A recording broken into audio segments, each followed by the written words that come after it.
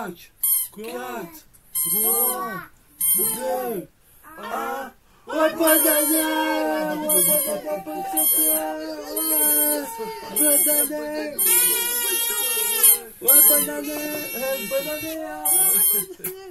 Bonne santé surtout! Bonne santé! Ouais, toi là-bas! Bah, allez, lâche ta BD, viens déjà, bonne année là!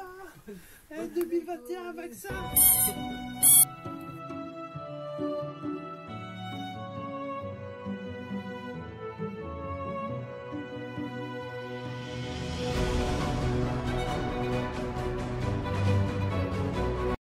Salut tout le monde, c'est Comics Grincheux. Pour ce nouveau conseil lecture comics, je vais vous parler de War of Kings de Dan Abnett, Andy Lanning et Paul Pelletier. Alors, qu'est-ce que c'est que War of Kings? Eh bien, c'est un récit qui nous plonge dans l'univers cosmique de Marvel tel que l'ont redéfini Andy Lanning et Dan Abnett il y a maintenant quelques années de cela, suite à Annihilation Conquest. War of Kings nous présente en fait la lutte entre Flèche Noire, le leader des Inhumains, et Vulcan, le leader des Shi'ar, troisième frère des Frangins Summers, qui est légèrement psychotique, il faut bien le dire. Alors ça se traduit comment? Eh bien ça va se traduire par de nombreuses bastons, de l'épique, beaucoup d'épique, mais surtout des personnages qui sont très peu manichéens. Les Inhumains sont en fait en train de commencer une alliance avec le peuple des Kree, qui se traduit notamment par le mariage de Crystal et de Ronan l'accusateur. Mais ce mariage va forcément être mis en péril par les Shi'ar et Vulcan, qui dirigent d'une main de fer très dictatoriale l'empire des Shi'ar, qui auparavant était dirigé par Lilandra. Alors c'est forcément un récit qui demande un peu de connaissances sur l'univers cosmique. Si vous ne savez pas qui est Lilandra par exemple, si vous ne savez pas qui sont les Kree, qui sont les Shi'ar, et qui sont les Inhumains, vous allez avoir du mal à plonger dans le récit, c'est plutôt clair. Mais par contre, si vous êtes très intéressé par ces peuples, et que vous êtes aussi très intéressé par l'univers cosmique de manière globale chez Marvel, eh bien ce récit est vraiment fait pour vous. Il déborde d'action, je l'ai déjà dit, les batailles sont souvent très épiques, et surtout le rythme est très bien géré entre des moments donc plein d'action, avec des grandes batailles dans l'espace ou bien sur les planètes, mais aussi des moments plus intimistes où les personnages révèlent vraiment leur caractère, leurs forces et leurs faiblesses. C'est vraiment à mon avis ce qui fait la force du travail de scénariste de Dan Abnett et Andy Lanning. Lorsqu'ils collaboraient tous les deux, ils arrivaient à travailler sur des univers où les personnages étaient vraiment très complexes et donc très intéressants, en proie à chaque fois à des grands dilemmes, et c'est ce qui fait à mon avis la grande richesse du récit. Son point faible se situe notamment au niveau des dessins.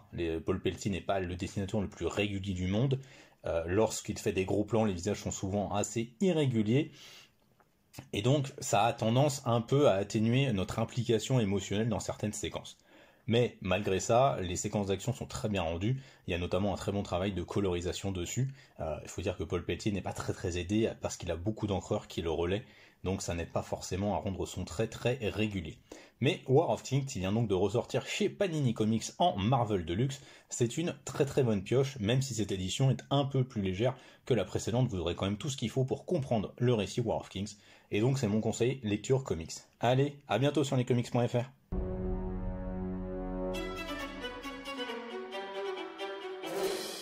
Salut à tous, c'est Captain Talbot, et c'est avec un certain plaisir que je vous retrouve pour ce premier conseil lecture de cette année 2021.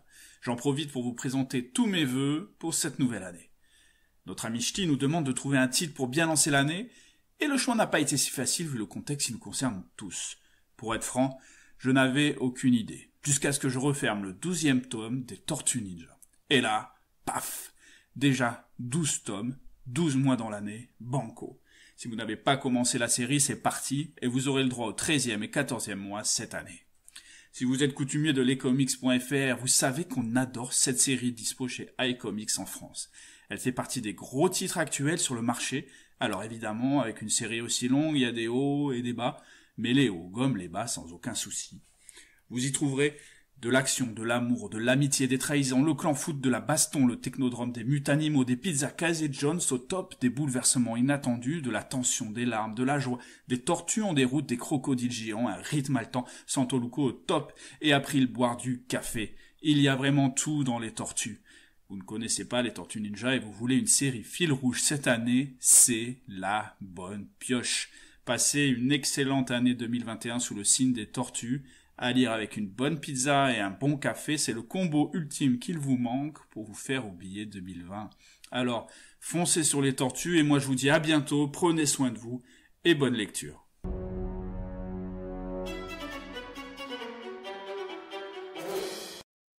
Salut à tous et à toutes, ici Dr Comics et je vais commencer par vous souhaiter une excellente année 2021, que celle-ci se passe beaucoup mieux que 2020 avec, je l'espère pour vous, beaucoup d'excellentes lectures et beaucoup de réussite dans votre vie, que ce soit professionnelle ou personnelle. Alors moi j'ai choisi de commencer avec ce premier CLC de l'année 2021 par vous proposer la nouveauté du catalogue Delcourt, Undiscovered Country.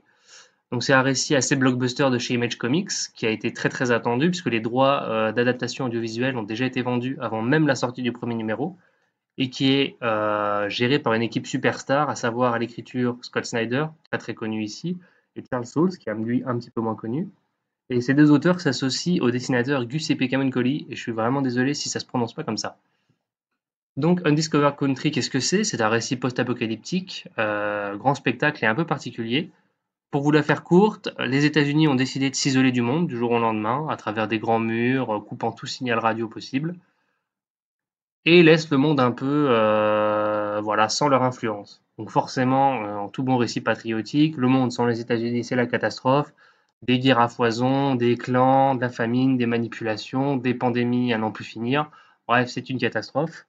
Et d'ailleurs, il y a actuellement une grande pandémie qui frappe le monde, nommée Azure. Et comme par hasard, après 30 ans, les États-Unis lancent un message à un groupe d'explorateurs en leur disant: écoutez, venez nous voir, on vous propose le fameux traitement miracle. Donc forcément, ça sent traquenard, mais la curiosité étant plus forte que tout, notre groupe d'explorateurs va se retrouver en mission officielle au sein des États-Unis. Et là, forcément, rien ne se passe comme prévu. Donc on découvre une Amérique complètement transformée. Toutes les bizarreries sont possibles, des animaux transgéniques, des humains mutants, des armes étranges, un univers à la Mad Max mélangé à Blade Runner. Bref, c'est un festival d'idées en tout genre qui sont parfaitement mis en image par Giuseppe Camuncoli. Tout ceci est expliqué plus ou moins rapidement et finalement c'est plutôt cohérent, malgré le fait que, comme d'habitude avec Scott Snyder, c'est assez verbeux, c'est assez riche en dialogue, l'univers est présenté de manière parfois un petit peu lourde, mais il y a une telle générosité dans ce récit, une telle envie de proposer du divertissement aux lectures que finalement ça passe beaucoup mieux que dans ces récits chez DC Comics. Et on se retrouve avec un récit d'anticipation et d'aventure qui est vraiment plutôt plaisant, très bien illustré, avec un rythme plutôt bien géré malgré les dialogues un peu lourds. Et on se prend à finalement tourner les pages assez rapidement pour en découvrir un peu plus. Et ce premier tome finalement fait figure de prologue assez classique, mais laisse entrevoir des très belles choses pour la suite. En tous les cas, moi j'ai été plutôt curieux en refermant le volume, et je pense que vous aussi. Et si les previews disponibles et l'univers vous attirent plutôt, je pense que vous pouvez sauter dessus. Ce sera clairement une des lectures à suivre cette année. En attendant, je vous souhaite une bonne continuation et vous dis à très bientôt sur lescomics.fr. Ciao ciao!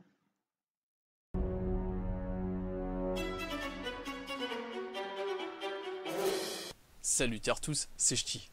Avant tout, je vous présente mes meilleurs vœux pour cette nouvelle année, qu'elle puisse être plus sereine que 2020. Et pour ce nouveau départ, quoi de mieux que de repartir à zéro? C'est la proposition que nous fait Panini Comics dans son softcover dédié à notre galaxie lointaine préférée. En effet, après des aventures de nos rebelles et de Vador coincés entre les épisodes 4 et 5, nous voici désormais enfin propulsés juste après l'épisode 5. Et pour ce premier softcover, nous avons le droit aux deux séries principales, Star Wars, toujours centrée sur les rebelles et notre trio Leia, Luke, Chewie, compagnie, ainsi que la série Vador. Après un passage assez convaincant sur Vador, Charles Soule prend ici les manettes de la série Star Wars, accompagné au dessin par Jesus Sej. On retrouve les rebelles bien mal en point, presque annihilés, et surtout un Luke en plein doute suite à la révélation de l'épisode 5. D'entrée, les auteurs nous mettent dans l'action, avec rapidement une bataille spatiale et un nouvel enjeu qui se profile. Ils parviennent toutefois à doser leur récit en nous plaçant des nouveaux personnages. Ainsi, si Han s'en est allé dans la Carbonite et le Slave One, on retrouve Lando dans une situation peu confortable parmi les rebelles, mais également certains personnages qui nous promettent un certain pont vers la post-logie.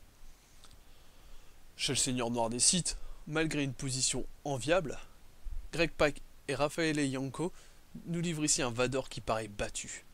Le refus de son fils de se joindre à lui occupe son esprit, et il part en quête du passé de Luke pour comprendre son cheminement. On va retrouver l'esprit de vengeance et de colère caractérisant le Sith. Et là où Star Wars nous projette vers l'avant, c'est ici les échos du passé de Vador qui se projettent dans celui de Luke. Un premier softcover plein de promesses, tissant des liens vers la post-logie comme la prélogie. Pour 6,99 €, vous profitez d'un nouveau départ, sans trop perdre de vos étrennes.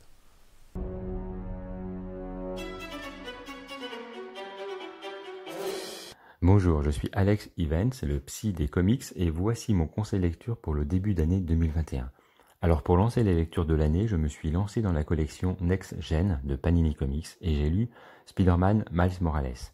Mais ce n'est pas de lui dont je vais vous parler aujourd'hui, mais d'une autre lecture dans la même collection qui est la lecture des Champions. Une équipe de super-héros adolescents qui regroupe Miss Marvel, Nova, Amadeus Hulk Cho, Vive Vision, Miles Morales, le Spider-Man transfuge de l'univers Ultimate, et le jeune Cyclope issu du passé des X-Men. Alors les Champions, moi, ça me rappelle une équipe improbable des années 70 qui était basée à San Francisco et qui regroupait la Veuve Noire, Hercule, Ghost Rider, Iceberg et Angel. Une équipe qui était haute en couleurs et je me suis demandé mais que peuvent avoir en commun ces deux équipes aux noms similaires? Eh bien la réponse pourrait être que les Champions, c'est le nom d'une équipe iconoclaste qui casse les codes. On dirait une équipe disruptive par les temps qui courent. Les Champions, ce sont de prime abord des versions adolescentes de super-héros adultes. Chaque membre de l'équipe correspond à une version adulte dans l'univers Marvel. Miss Marvel est ainsi l'équivalent de Captain Marvel, Nova l'équivalent du Nova adulte du Nova Corps, Amadeus Hulk Cho l'équivalent de Banner Hulk, Spider-Man Miles Morales, forcément l'équivalent de Spider-Man, et le jeune Cyclope, l'équivalent du Cyclope adulte des X-Men. Alors la question que l'on peut se poser, c'est que peut apporter une équipe de copies plus jeune à l'univers Marvel? Eh bien c'est le tour de force de Mark Waid et d'Humberto Ramos, un vent de fraîcheur dans le scénario et dans les dessins. Les Champions traversent ainsi les questionnements adolescents, ceux des sentiments, de la place de chacun, du leadership, de l'influence même des réseaux sociaux sur la façon d'envisager le monde, de la transmission de valeurs, tout en ajoutant leurs idées propres et novatrices.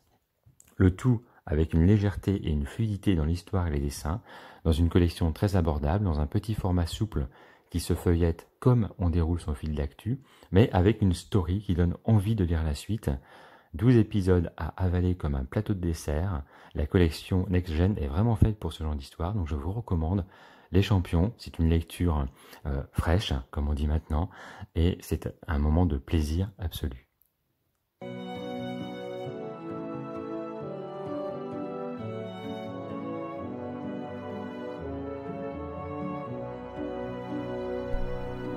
On peut dire que cette année commence plutôt bien, avec en plus des titres à venir qui nous font pas mal de l'œil et donc on reparlera soit en chronique, soit dans le conseil lecture comics du mois prochain sur lescomics.fr.